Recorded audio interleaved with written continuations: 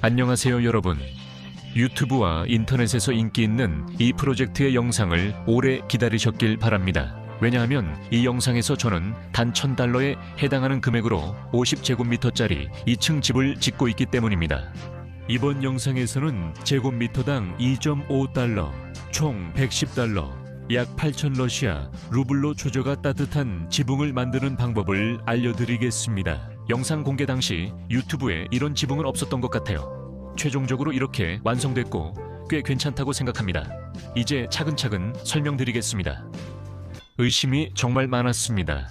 그래서 처음 실험을 위해 아주 소량의 압출 폴리스티렌을 구입했습니다. 두께 30mm, 견고한 모서리와 0.7제곱미터 면적을 가진 시트 7장을 샀습니다. 각 판은 $1, 30센트, 러시아 루블로는 약 100루블 조금 안 되는 금액이에요. 그리고 외벽용 페인트 1리터도 샀습니다. 보시다시피 외벽용 페인트 1리터 가격은 꽤 저렴한 금액부터 시작합니다. 이 카탈로그에서 확인할 수 있죠. 가장 저렴한 건 피하고 리터당 $2-3, 150, 200루블인 중간 가격대를 골랐습니다. 이 정도면 큰 금액이 아닙니다. 시트 한쪽 면을 페인트 사용 설명서에 따라 3번 덧칠했습니다. 차고 바닥과 시트가 닿는 곳에 테이프를 붙여 달라붙지 않게 했습니다.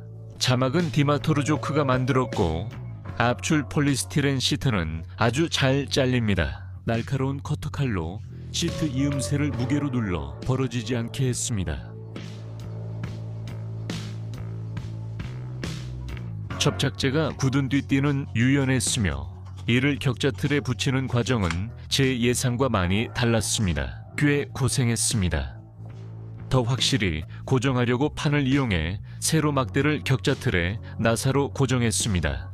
바람이 샜습니다. 그때 돌풍이 조금만 더 강했다면 판이 부서져 이 지붕은 세상에 나오지 못했을 겁니다.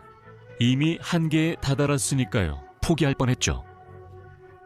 7장으로 지붕 경사면 2줄을 만들었고 두 번째 줄은 한쪽 끝에 각재를 바로 고정했습니다. 이렇게 하니 유연성이 줄어 강한 바람에도 방해받지 않고 고생하지 않았습니다.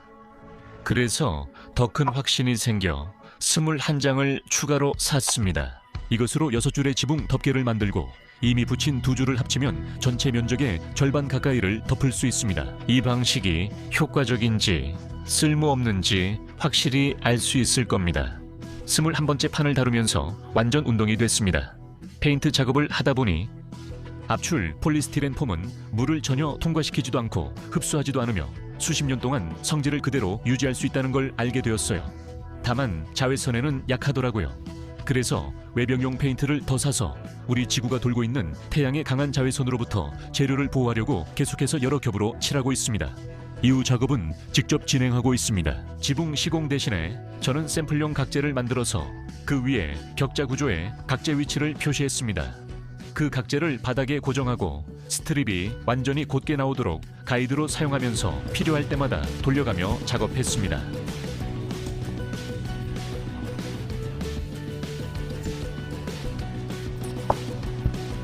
처음엔 페인트 위에 폼 접착제 묻지 않게 마스킹 테이프 썼지만 나중엔 테이프 없이 작업했습니다.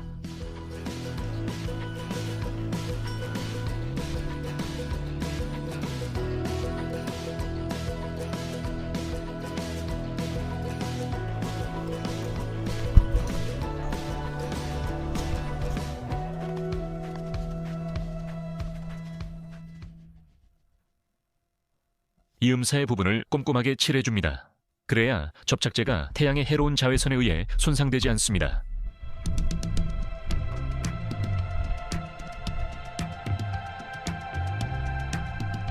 강목은 여러 판자를 길게 잘라 폭 5cm, 두께 2cm 정도로 만들었습니다. 여기에 보호와 장식용 도료를 칠합니다. 누군가는 강목이 썩을 수 있다고 하지만 슬라브 전통 침엽수 판재 지붕은 방부 처리 없이도 최소 15년은 거뜬히 견뎠습니다. 만일을 대비해 이렇게 합니다. 지붕재에 문제가 생길 때를 대비해 강목이 격자에 있는 곳을 못으로 표시합니다. 이건 혹시라도 먼저 지붕을 3겹의 넉넉한 방수층으로 덮고 그 다음에 좀 더 일반적인 지붕재로 마감해야 할 경우를 대비한 거예요. 프로젝트 이름을 $1000 집이 아니라 $1500 집으로 바꿔야 할 수도 있습니다. 주변 목재로 지붕 마루 아래 작업 공간을 만들었고 이곳이 작업을 더 안전하게 해줄 겁니다. 바닥에 고정한 나무 막대, 막대 템플릿으로 오른쪽 경사면 지붕 스트립 구멍 위치를 표시하고, 두 번째 나무 막대 템플릿으로 왼쪽 경사면 스트립 막대의 구멍을 뚫습니다. 긴 판자를 다 써서 경사면에 맞는 통나무를 자를 수 없었습니다. 설치 중 일부를 임시 막대로 고정한 후 첫 번째 왼쪽 경사면 지붕 스트립을 붙이고 나사로 고정합니다. 붙인 막대 쪽은 격자에, 반대쪽은 임시 막대를 통해 나사로 고정합니다. 접착제가 굳는 동안 다음 스트립을 이전 스트립의 그늘에 두고 접착제를 빠르게 바른 뒤 붙여 나사로 고정합니다. 갑작스런 비도 방해되지 않습니다.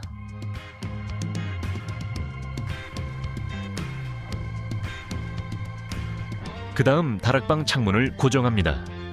저렴한 불량 플라스틱 프레임 창짝을 사용해 이음새와 창짝, 지붕 사이를 폼으로 메웁니다.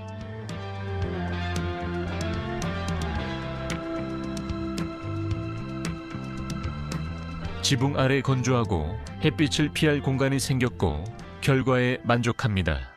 갈색 줄로 나뉜 흰색 면들이 꽤 독특해 보여요. 처음엔 초경량판이 바람에 날릴까 걱정했지만 실제로는 고정이 튼튼해 강목은 불필요한 안전장치였던 것 같습니다. 접착제만으로도 충분했겠지만 이렇게 하면 판이 지지대에 더 잘 밀착됩니다. 접착할 때 재료 밀도를 계산하려고 판 한 장 무게를 쟀습니다. 포장지엔 면적, 부피 정보만 있고 무게, 밀도 정보는 없었습니다. 이 값은 단위 부피당 원재료 투입량을 결정하는 매개 변수입니다. 제가 계산한 밀도는 약 3제곱미터당 25kg 정도였습니다. 분명 도장이 오차를 유발했을 겁니다. 칠해진 층도 무게가 있기 때문입니다. 이번엔 정확히 계산해 남은 모든 면적에 쓸 재료를 샀고 도색되지 않은 판 무게를 재서 밀도를 측정했더니 22가 나왔습니다. 많이 두껍진 않죠. 그리고 누군가는 혹시 집을 칠해진 스티로폼으로 덮은 거 아니냐고, 그거 믿을 만하지 않다고 했을지도 모릅니다. 새들이 쪼아먹고 쥐들이 갉아먹고 곤충들이 자기 변명을 퍼뜨릴 수도 있죠. 하지만 이 덮개는 우박도 견딜 수 있다고 말씀드릴 수 있습니다.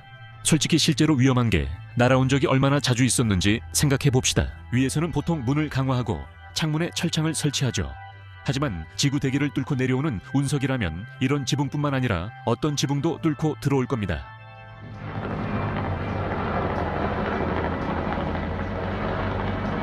제가 폴리텍 시절에 다녔던 수호이 기술대학교 근처 고멜에는 공기압 구조물 원리로 지어진 축구 경기장이 있습니다. 사실상 이건 경기장만 한 크기의 거대한 에어돔입니다. 그리고 분명 이런 발명품도 처음에는 많은 비판을 받았을 겁니다. 터질 거다, 날아갈 거다, 불에 탈 거다 등등. 실제로 우리 경기장도 그랬죠. 동네 남자아이가 장난으로 칼로 큰 구멍을 내 사고가 났습니다. 이건 거대한 장갑 불도저를 모는 범죄자가 아니라 평범한 칼 든 남자아이였어요. 조금만 늦게 발견했다면 경기장이 위험할 뻔했죠. 단점은 크기에 비해 약하고 장점은 저렴하다는 점입니다. CCTV로 장난꾸러기 남자아이들을 감시하면 매우 효율적일 수 있습니다. 고멜 주류 공장에는 MPBC 천막으로 덮인 대형 조립식 창고가 있습니다. 바로 이런 구조물들이 저에게 영감을 주었습니다. 제가 압출 폴리스티렌을 사용하기로 결정했을 때 이런 지붕이 만들어내는 그늘 아래서 무더운 여름날 작업을 했거든요. 정말 쾌적하게 일할 수 있었습니다. 그늘이 시원해서 뜨겁게 다궈진 무언가 아래에 있을 때와는 달라서 특별한 느낌이 듭니다. 그래서 어쩌면 차양도 단열하는 것이 좋을 것 같습니다.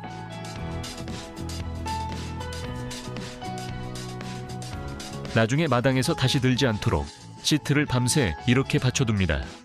두께가 30mm 뿐이지만 이 자재는 정말 가볍습니다. 단열 성능으로 보면 이 자재는 중간 굵기의 통나무 벽이나 벽돌 2.5장 두께의 벽을 대체할 수 있습니다. 이건 장난이 아닙니다. 또한 열교가 전혀 없습니다. 이 영상 전에 많은 분들께 이 지붕이 가능한지 조언을 구하는 영상을 올렸습니다. 댓글에 조언과 추측이 많았지만 대부분 맞지 않았습니다. 특히 자주 들은 경고는 제대로 시공된 지붕도 재료에 반복되는 열팽창을 못 견딘다는 것이었습니다. 저는 그런 현상을 못 느꼈습니다. 고기 굽는 곳 위 투명 지붕은 온도에 따라 소리가 나 항상 들렸는데 여기선 모두 조용하고 안정적입니다.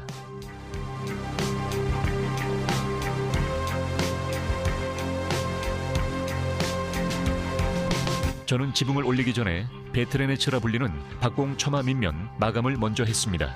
덕분에 추가 구조물 없이 지붕틀 위에서 작업할 수 있었습니다. 이전 영상 중 하나에서 이 과정을 직접 보여드린 적이 있습니다. 마감의 반대쪽은 아직 완성하지 못했는데 어떤 자재로 지붕을 덮을지 확실하지 않았고 시트 개수를 딱 맞추고 싶었기 때문입니다. 자재는 어디서든 잘라서 두 번째 처마도 첫 번째처럼 약 60cm로 만들었습니다. 계속하기 전에 지금까지 들었던 비용을 한번 정리해 볼게요. 폴리스티렌 폼 시트 61장은 거의 $80, 폼캔 3개는 $18, 외벽용 페인트 6리터는 $12이고 판재는 생략할 수 있으니 총액은 $110입니다. 43제곱미터로 나누면 제곱미터당 $2.5가 나오는데 이는 50센트, 즉 이전 영상에서 예상했던 금액보다 25% 정도 높습니다. 하지만 일론 머스크도 최초 프레젠테이션 가격이 실제 양산 가격보다 훨씬 높았습니다. 그래서 이런 차이는 용서될 수 있다고 생각합니다. 단열 지붕의 제곱미터당 $2.5는 매우 적은 금액이죠. 제 지붕재 무게는 40kg에 불과합니다. 반면 추천된 갈대 지붕은 1제곱미터당 60kg의 갈대가 필요합니다. 따라서 저희 목자의 경량 석가래 시스템이 제대로 성능을 보여줄 차례입니다. 그리고 다시 한번 폴리스티렌 지붕 패널을 설치하는 과정을 느린, 아니 덜 빠른 속도로 보여드리겠습니다. 계속 보시죠.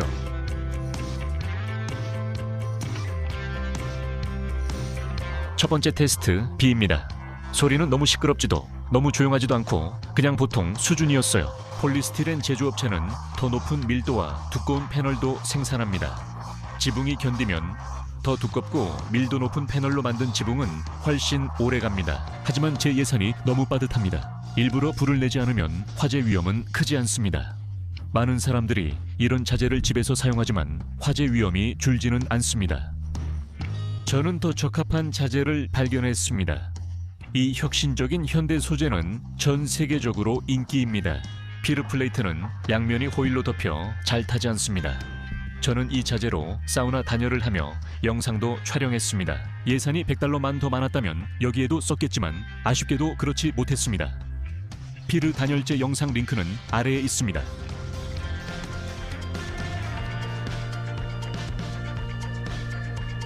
이 프로젝트의 다음 영상은 초저예산 따뜻한 벽을 다루고 이후에는 사과술에 대해 이야기할 예정입니다.